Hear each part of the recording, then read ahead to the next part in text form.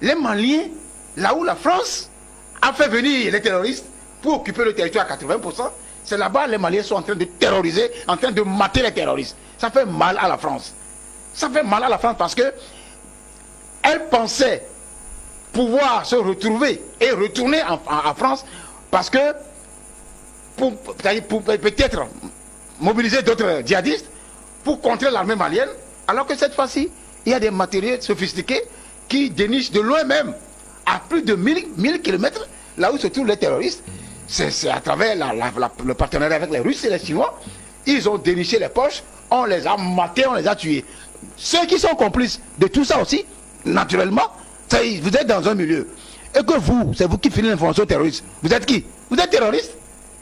Mais jusque-là, moi, je ne veux même pas aller sur le terrain.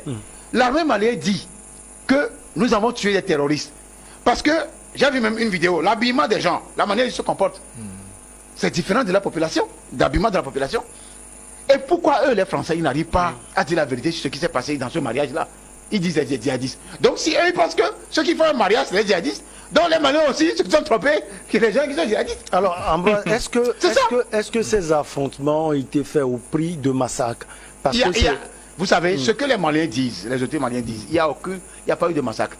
Je vous le dis, quand vous prenez un David Baché, c'est le correspondant de RFI à Bamako. C'est un envoyé spécial. Un envoyé spécial plutôt. Vous n'allez pas comprendre que peut-être ce monsieur c'est un militaire. Très souvent, les journalistes de RFI ou de France Média montrent qu'ils vont sur ce terrain, c'est des militaires. Les gens Hélène, c'est des colonels de l'armée. C'est des gens qui sont des colonels qui s'habillent en journalistes. Non, mais c'est des journalistes. C'est des journalistes. Mais c'est des militaires aussi. Vous voyez ça, moi je suis journaliste. Quand vous écoutez le papier de David Baché, papier orienté, papier de travail. Vous préférez celui de Serge Daniel, peut-être? Bon, je ne sais pas. C'est Daniel, lui, est correspondant, qui est basé là-bas. À Bamako. Ça aussi, c'est un reportage biaisé. On fait qu'on a mis un peu la main sur lui. Mais l'autre est pire que Serge Daniel, je le dis. Pour vous dire qu'en réalité, c'est que les Français n'ont jamais imaginé qu'ils soient chassés au Mali par les autorités actuelles. Donc, pour pouvoir lever le voile sur ce qui se passe là-bas, coller le pauvre aux autorités maliennes, pour pouvoir le coller aussi à Wagner, comme ils le font aujourd'hui en Ukraine, et chasser Wagner pour que le terrain soit vide, le terrain soit ouvert aux djihadistes, pour mater les autorités maliennes et les Maliens, pour qu'on va retourner la France au Mali. C'est le jeu qui se joue. Faut pas ne vous trompez pas de cible là. La cible là-bas, c'est la France. Et pour la France, c'est les autorités maliennes. Il faut les chasser. Toutes les autorités qu'on a élues politiquement, là-bas, par les élections, qu'est-ce qu'ils ont pu faire? Toumani Touré, Ibrahim Boubacar Keïta, tout ce monde-là, qu'est-ce qu'ils ont fait? La France les a utilisés pour pouvoir piller les ressources maliennes. Il faut qu'on le dise. Maintenant, ceux-là qui sont là ne vont plus jamais permettre. C'est fini pour la France. Les la France ne veut plus. Eux, ils sont là au prix de quoi? Les Russes. On va les récompenser. C'est un partenariat gagnant-gagnant. Ce qui n'a pas été le cas avec la France, vous le dites. Jamais. Il y a des accords secrets qui ont été signés au temps de Ibeka. Ces accords secrets-là, quand on vous les livre, vous allez tomber de nuit. Moi, mes ressources dans mon pays seront livrées à 90%, je pense seulement à 10%. Et je n'ai même pas le droit de lever mon petit doigt pour dire que ça, ce n'est pas bon, ça, c'est bon. En dehors de ça, il y a d'autres accords liés à la monnaie. Il y a des choses que vous, autorités ou gouvernement dans un pays francophone, vous ne pouvez jamais faire. Tout ça, là, c'est fini. Il faut que ça finisse. Il faut qu'on soutienne en masse en Afrique le Mali. Même si c'est pour soutenir Wagner, moi, je suis prêt à soutenir Wagner. Si Wagner même est un diable qui vient sauver le Mali, nous, on soutient. Le problème est que nous sommes des démocrates. Quand on parle de journalistes, c'est après tout aussi les valeurs universelles que nous défendons. Donc l'offensive des FAMA était très indispensable pour pouvoir libérer les territoires sous l'emprise des djihadistes. Mais cela ne s'est pas fait sans dégâts collatéraux. Et nous osons peut-être dire que quand on parle de guerre, il doit y avoir toujours des ratés.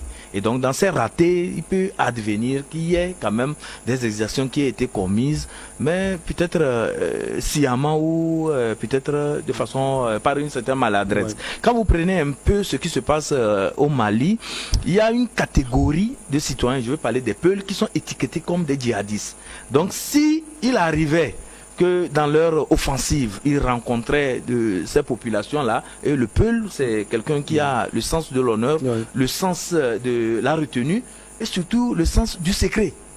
Donc si peut-être on mettait la main sur une horde de Peuls qu'on soupçonne être proche des djihadistes et que lors des interrogatoires, on n'arrive pas à arracher l'aveu, vous comprenez que les Russes, eux, c'est la méthode rude, la méthode vraiment violente en matière de renseignement. Donc là-bas, il peut avoir des exactions. Ça c'est clair.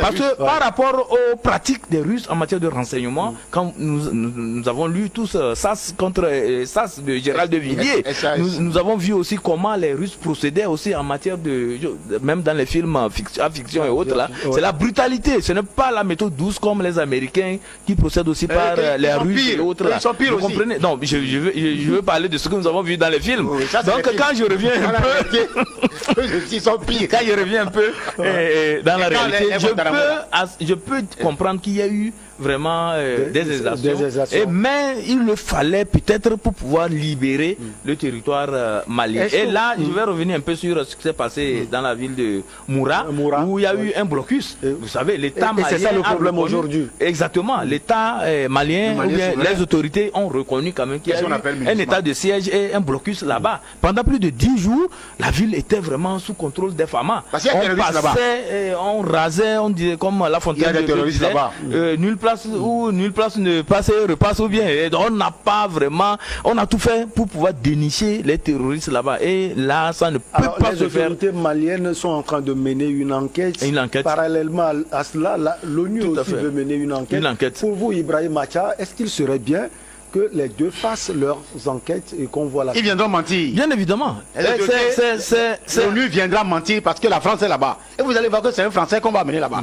Non, c'est important de faire les enquêtes. L'État malien est souverain. L'État malien dit qu'il va mener son propre enquête. Oui. Point barre. Non, on peut être tout souverain. Depuis quand les Américains ont accepté que quand notre pays vienne faire des enquêtes chez eux là-bas? Non, le problème qui se pose, Ambroise, je pense que nous allons être allons dans le sens de respect des valeurs. C'est que ce qui s'est passé, s'il y a eu exaction, moi j'estime qu'on doit faire des enquêtes pour situer les responsabilités, parce que il y a aussi en matière de guerre des lois aussi sur le plan droit de l'homme, le droit international humanitaire qui refuse à ce que on se livre à des exactions, même si vous êtes face à l'ennemi, quand l'ennemi capture, on vous demande de respecter ses droits, de respecter au moins son intégrité physique. Donc l'enquête doit être menée. Et au même moment, il va falloir aussi que les autorités, les putschistes ou bien la junte au Mali demandent aussi à ce qu'il y ait aussi des enquêtes sur l'intervention de Barkhane là-bas. Parce que ce n'est pas aussi... Il y a eu, voilà, le mariage là qui a été bombardé. Il y a aussi beaucoup de choses parce que il y a dans certaines villes des actes de pédophilie, des actes de viol et tout ça là qui ont été commis. Et il y a eu des soldats qui ont été identifiés, des soldats français qui ont été identifiés pour ça. Donc je pense que chacun doit rendre compte par rapport à ces actions qu'il a eu à poser au Mali. Et ça, c'est le droit là-bas, c'est la démocratie qui l'exige. Je pense que c'est important. Quand Acha parle de valeurs, j'ai ri. Je ris parce que les deux pays là, États-Unis, France, surtout France, quand on ne parle pas de valeurs, eux, ils sont les chantres de la démocratie, on le sait. Mais j'ai cité des cas où des violations graves des droits de l'homme, des crimes contre l'humanité, des crimes de guerre ont été commis et qui ont été soutenus par ces gens-là, ces États occidentaux-là. Maintenant, ils viennent nous dire quoi? Qui a libéré le Mozambique au temps de l'indépendance? Qui a libéré Cuba? Qui a aidé Cuba à se libérer? C'est la Russie. Ça, on ne le dit pas. La Russie, c'est vrai, il y a de la dictature, d'accord. Mais la Russie, plutôt, défend certaines valeurs. Ça y est, la justice. Oui. La justice, l'intégrité, la sécurité des gens. C'est ce que la Russie défend.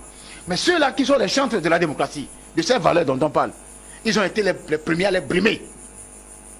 Olympio, qui a tué Olympio? On dit c'est les Français, non? Olympio s'est réfugié dans l'ambassade des États-Unis. Qui a livré Olympio aux Français? C'est l'ambassadeur des États-Unis d'alors. Ça, je m'arrête là-bas d'abord. Qui a tué Patrice Lumumba? C'est la CIA. Selon plusieurs documents, c'est la CIA. La CIA, c'est qui? C'est les Américains. Qui a tué Saddam Hussein? Qui a tué Saddam Hussein? Kadhafi. Qui a tué Kadhafi? Plein. Je ne veux même pas remonter en Syrie, en Afghanistan, jusqu'en Vietnam.